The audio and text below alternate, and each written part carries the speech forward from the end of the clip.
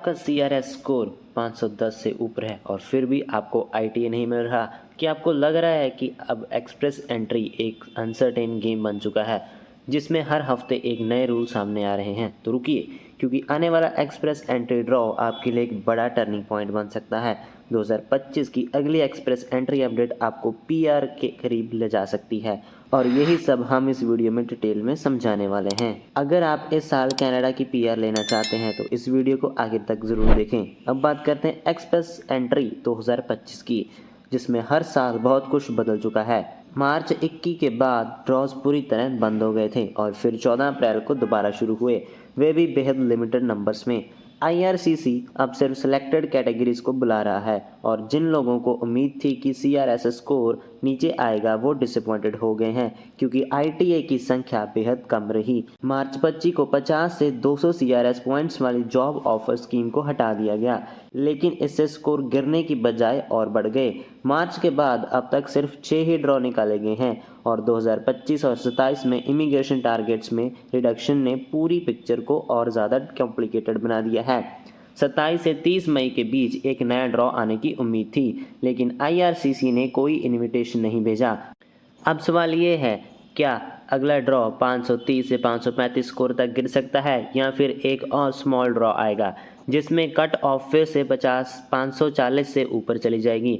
IRCC के पास 30 अप्रैल 2025 तक 8.8 lakh PR applications पहले से हैं, जबकि नेक्स्ट 2 ईयर्स के लिए टारगेट सिर्फ 7.7 लाख हैं। यानी इस वक्त हर CRS पॉइंट की इम्पोर्टेंस बहुत ज़्यादा है। अब बात करते हैं उन 5 मुख्य कारणों की जो आपकी PR की किस्मत को पूरी तरह बदल सकते हैं। पहला है CRS कट ऑफ, यानी वह मिनिमम स्कोर जिससे ऊपर वालों को ही इनविटेशन मिलता है।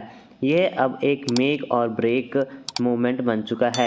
जनवरी में CEC ड्रॉ में स्कोर 521 था, लेकिन 13 मई को जब सिर्फ 500 लोगों को ITA मिला तो कट ऑफ पहुंच गया 547 तक। अगर अगला ड्रॉ 530 से 535 की रेंज में आता है तो जिनका स्कोर 510 प्लस है उनके लिए एक बिग अपॉर्चुनिटी हो सकती है। ऐसे में आपको ज़रूरत है आप अपना लैंग्वेज स्कोर यानी भाषा का स्कोर CLB 9 या उससे ऊपर तक ले जाएं, जिससे आपको CRS स्कोर में अच्छा इंक्रीज आ सकता है। दूसरा कारण है ड्रॉ साइज़, यानी हर बार के ड्रॉ में कितने लोगों को इनविटेशन भेजा गया है। साल 2025 में अब तक कुल 34,440 ITAs भी भेजे गए हैं।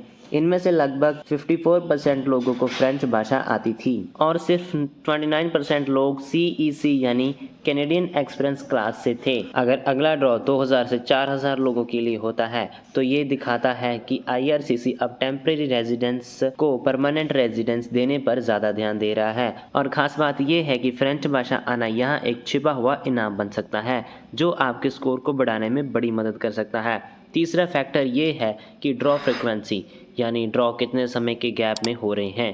पहले हर 2 हफ्ते में एक नया ड्रॉ आता था, लेकिन अब ये पैटर्न अनस्टेबल हो चुका है। अगर अगले कुछ ड्रॉ 3 से 4 हफ्ते की देरी में आते हैं तो ये मान लेना चाहिए कि CRS स्कोर लंबे समय तक हाई बना रह सकता है। चौथा फैक्टर है multiple drawers in a week. अगर एक ही हफ्ते में अलग अलग कैटेगरीज के लिए ड्रॉज PNP और फ्रेंच प्रोफिशिएंट कैंडिडेट्स निकलते हैं तो ये साफ इशारा है कि IRCC अब अपने टारगेट्स को पूरा करने की कोशिश कर रहा है। इसलिए ये जानना जरूरी है कि आप किस कैटेगरी बेस्ड ड्रॉ के लिए एलिजिबल है। पांचवा और आखिरी फैक्टर है CRS पूल डिस्ट्रीब्यूशन। इसका मतलब है कि हर स्कोर रेंज में कितने कैंडिडेट्स हैं। अगर 500 प्लस स्कोर वाले कैंडिडेट्स की संख्या धीरे धीरे कम हो रही है और 480 से 500 स्कोर रेंज वाले बढ़ रहे हैं तो आने वाले समय में कट ऑफ हो सकता है। ऐसे में आप 2 काम कर सकते हैं, अपने स्पाउस के लैंग्वेज स्कोर से 40 एक्स्ट्रा CRS पॉइंट पा सकते हैं या फिर कैनेडियन वर्क एक्सपीरियंस लेकर अपना स्कोर और मजबूत बना सकते हैं। अब बात करते हैं उन स्ट्रेटजीज की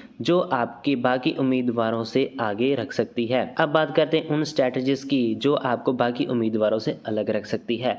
सबसे पहले अपनी लैंग्वेज प्रोफिशिएंसी को नेक्स्ट लेवल पर ले जाएं, चाहे CLB 9 इंग्लिश हो या CLB 7 फ्रेंच। दूसरा, कैनेडियन एक्सपीरियंस का पूरा फ़ायदा उठाएं। अगर आपके पास कनाडा में 1 साल का अनुभव है खासकर हेल्थ केयर, एजुकेशन या ट्रेड्स में, तो ये आपको हेल्प देगा। तीसरा, पीएनपी प्रोग्राम्स को नज़रअंदाज ना करें, ये 600 सीआरएस पॉइंट्स का इमीडिएट बूस्ट दे सकते हैं। और चौथा, नई कैटेगरी बेस्ड ड्रॉज को फॉलो करते रहें। जैसे मई 1 के एजुकेशन ड्रॉ में सिर्फ 479 पर आईटीए मिला था। अगर आप क्वालिफाइड टीचर हैं तो आपकी एलिजिबिलिटी जरूर बनती है। अब बात आती है 2025 की नई इमिग्रेशन पॉलिसी पर, जो साफ तौर पर बदल चुकी है। नई इमिग्रेशन मिनिस्टर लीना मेंटलेस दियाब के आने के बाद से कनाडा हाउसिंग और हेल्थ केयर पर बड़े दबाव को चलते पीआर को सीमित कर रहा है। खासकर पीएनपी कोटाज में लगभग 50% की कटौती कर दी गई है।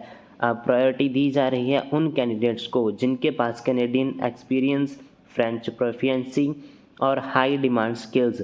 तो दोस्तों, अगला एक्सप्रेस एंट्री ड्रॉ सिर्फ एक तारीख नहीं है, ये तय करेगा कि आप कनाडा की पीआरएस में बने रहेंगे या फिर कोई नया रास्ता तलाशना पड़ेगा।